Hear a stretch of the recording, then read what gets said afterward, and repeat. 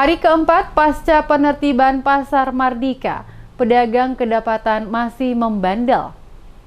Pasca hari keempat penertiban terminal dan Pasar Mardika, masih ada pedagang yang kembali berjualan, terutama di kawasan Pagar Seng, Pantai Mardika. Pantauan tim DMS Media Group pada Jumat 5 Agustus, kawasan yang ditertibkan pada Selasa kemarin seperti di Terminal A1, A2, dan Jalan Pantai Mardika menuju Ongkoliong tidak terlihat lagi. Namun masih ada beberapa pedagang yang masih membandel. Mereka kembali berjualan di lokasi penertiban, khususnya di lokasi Pagar Seng saat petugas meninggalkan lokasi. Pasca penertiban, masih terlihat sebagian sisa sampah bekas lapak yang dibongkar petugas belum dibersihkan dan diangkut oleh petugas kebersihan pada jalur jalan ini.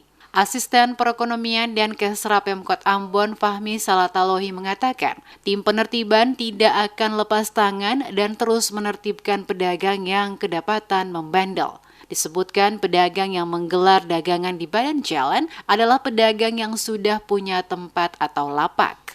Diakui ketika petugas tidak berada di lokasi, pedagang kembali menggelar dagangan di jalan. Olehnya itu, dia meminta adanya kesadaran pedagang untuk tidak menggelar dagangan di jalan karena mengganggu aktivitas kendaraan. Ditegaskan, tim penertiban akan mengambil langkah tegas jika masih ada yang membandel. Tindakan tegas berupa penyitaan barang dagangan bagi pedagang yang tidak mengikuti program pemerintah untuk menciptakan kenyamanan dan ketertiban di kawasan Pasar Mardika tidak akan diakomodir menempati pasar baru nantinya.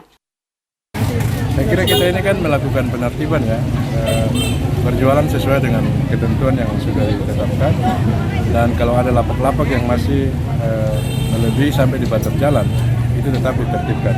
Tadi di Batu Merah, masyarakat sendiri yang bongkar, dan dari pemerintah Batu Merah juga sudah, sebenarnya mereka maksimal juga untuk sudah memperingati para pedagang, tapi masih tetap saja ada 1-2 yang membandel. Tapi tadi kami sudah sisir secara menyeluruh lapak-lapak yang ada di Batu Merah dan semuanya sudah dibongkar, ditertibkan sendiri. Pos pemantauan juga akan dibangun untuk memantau aktivitas pedagang termasuk untuk normalisasi jalur lalu lintas. Semua dimaksudkan untuk menciptakan kondisi nyaman dan tertib di kawasan pasar dan Terminal Mardika hingga Ongkoliong agar masyarakat dan pedagang sama-sama tenang dalam aktivitasnya. Diketahui dalam rapat dengar pendapat dengan Komisi 2 DPRD Kota Ambon, pengurus Asosiasi Pedagang sangat mendukung proses penataan dan penertiban PKL.